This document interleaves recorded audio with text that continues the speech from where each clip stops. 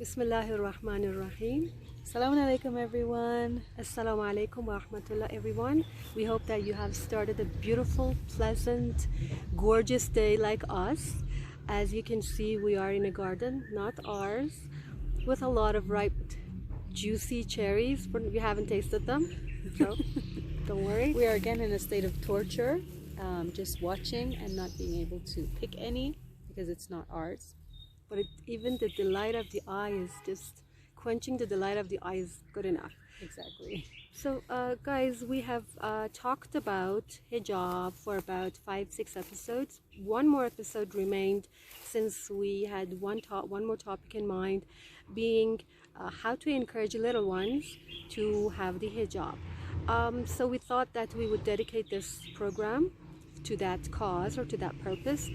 Fatima, how would you like to start the program? Okay, so I think the first way that you would encourage a little girl or young girl to wear hijab is yourself, the way you dress up, the way you act. Kids learn from what they see, not from what you tell them to do. That's a really, really important feature of in terms of education of kids, because many times we may tell our kids, don't lie, don't do riba, but we ourselves are doing it. So they will learn from us. They will learn from our practical example. So if we firmly believe in hijab and if we firmly practice it, yet with a gentle approach, slowly getting our children, our daughters used to the fact that it's a value to cover yourself, just like a pearl is hidden inside a shell, just like when you have a very precious piece of gem or jewelry, you will keep it in a safe box. You're not going to just leave it anywhere because thieves are going to steal it. You keep it somewhere so that nobody sees it. This is how you should treasure your beauty. I think that's the first approach. Yeah, very beautiful point that Fatima just mentioned. One more thing is that we Muslim families have to take into consideration the fact that as parents in the house, we have a special dress code, even for inside the house. Your privacy is your bedroom, where according to the Quran, children are asked to knock at the door and ask for the parents' permission. It means that parents have special privacy, which is to be honored, which is to be respected by children as soon as they learn that they have to, the concept of getting permission to enter into the privacy of mom and dad. So this is one very important point. We are recommended to not to wear explosive kind of clothes in front of our little ones, especially when you have a little boy around. Moms are, unlike the Western culture where you can walk around naked or, without much covering of your body. We are recommended to, according to our religion, to cover up our bodies, not like wearing the scarf, but not to wear like an exposed kind of dress that would show your legs or your hands and arms and your the other parts of your body, which is specifically for your spouse. So in such a culture where such things are valued and considered as privacy, then children will come to grasp the idea that certain things are for a certain domain, and I'm not to expose certain parts of my body for everyone, even as close as my parents or as close as my kids. The other point?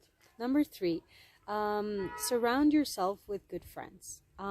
We have in the narrations that people are known, or people are referred to based on the kind of friends they hang around with. So be careful about the kind of family friends that you choose. What kind of people do you hang around? What kind of people are your friends? What kind of people are your kids' friends? That's really important to encourage. First of all, when you're choosing family friends, go for people who are religiously and theologically close with your own thoughts, and establish relationships with them. Go to picnics with them on the weekends, invite them over, go to their house, so that your kids are exposed to such kind of people that you want to have an effect and an influence on your kids. It's really important what Fatima just mentioned, because I remember when my daughter was 4, and for the first, I was really cautious, and I really wanted my daughter Nazanin Fatima to cover up, you know, just to have a little bit, like a small scarf on her. I didn't want her to completely cover up, but just as young as as young as 5, I wanted her to learn to practice wearing something like a long sleeve, and sometimes, you know, a little bit of a small size scarf that she would, not all the time, but maybe when we went out somewhere for an hour or half an hour, I wanted her to experience wearing the hijab. But then the feedbacks that the surrounding people gave her, like they would like, what is this you're covered, you've covered your head with, take it off, you know, it makes you so ugly, you don't need to, you know, dress like retarded people, take that off your head. So, and then she would look at you know, me, and then to the other person, and based on the influence and familiarity and the popularity of that person, she would, you know, say, Mom, I don't want to wear it, and she would just put it away. But then on other occasions when she was covered up, and we would encourage her and say, wow, you look like an angel, you're so beautiful, mashallah. We would take pictures, and, you know, she was encouraged to wear it more. Anything else? Yep. Excuse me. Point number 3, invest. Just like you would invest in a good house and a good car, and you would spend a lot of money on your career or your education or your kids' education, invest on the religious aspect of your kids. And I mean, not just in family time. That's taken for granted. Of course, you have to spend family time. Actually, let me say this point just came to my mind right now before I mention point number 3. If you want to be if you want to have a great role on the religious status of your kids, you be the leader, you take the lead. For example, if your kids have a get-together, invite them to your house. Prepare something nice, make some really good desserts and snacks. Make it really fun for your kids to hang around in your house, so that they are under your supervision, and at the same time, when they get together with their friends, they're gonna have their heads up high. Yeah, my mom and my dad are so cool, you know, like I'm so comfortable with them. Now, back to point number 3, investing. I think that a big part of our life as kids was summer camps. Razia, remember? We went to a lot of summer camps, also in Canada. We went to a lot of family summer camps, and I think that this, even if you're 2 or 3 families, okay, you have, for example, 2 weeks off during summertime, take that time, go camping, go hiking, go on road trips, and expose your kids to the time of their life. And then when you tell them to do something, they will happily listen to you. Send them to, and also summer camps that they put for youth. One of the examples is the Al-Asr summer camp. I've never had the experience of that, but that's the only one that comes to my mind now.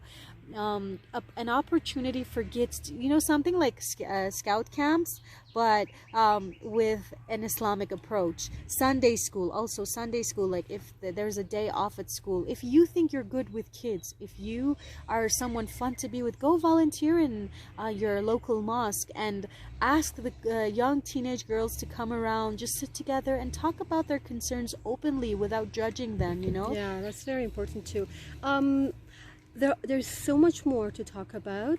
One very important point is that we have instructions from our Ahlul Bayt, from our infallible Imams, from our religious leaders and role models of how they instructed us to treat our kids and how to prepare them. For instance, when a girl is about 7, once someone came there were a group of men sitting, and one of the imams was present there. A little girl, age 6 or 7, came, you know, to the men's gathering. I mean, she just entered the place, and one of the men present, who used to be like the uncle, I mean, not like a blood uncle, but a very close friend of the father, once seeing the girl, he embraced her and kissed her. Seeing this, the Imam said that from this time on, from the age of 7, that the girl, you know, by the age of 9, she will have to cover up, and she will be mukallaf, or religiously obliged to observe the religious rulings. Try to accustom her by not hugging her anymore, because from the age of 9 you're going to be non-mahram, and she's going to be also non-mahram to you. So do not hug her anymore and do not kiss her.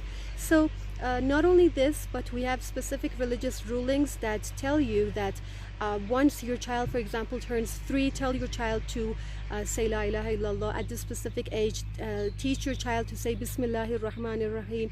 And so we have such instructions which gradually prepare your young ones to observe and practice and come to grasp the value and importance of religious rulings. Thank you very much, Fatima.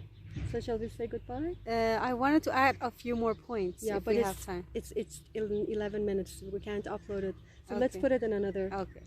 Thank you so much. All the best. Assalamu alaikum. Don't forget to pray for us. Assalamu alaikum.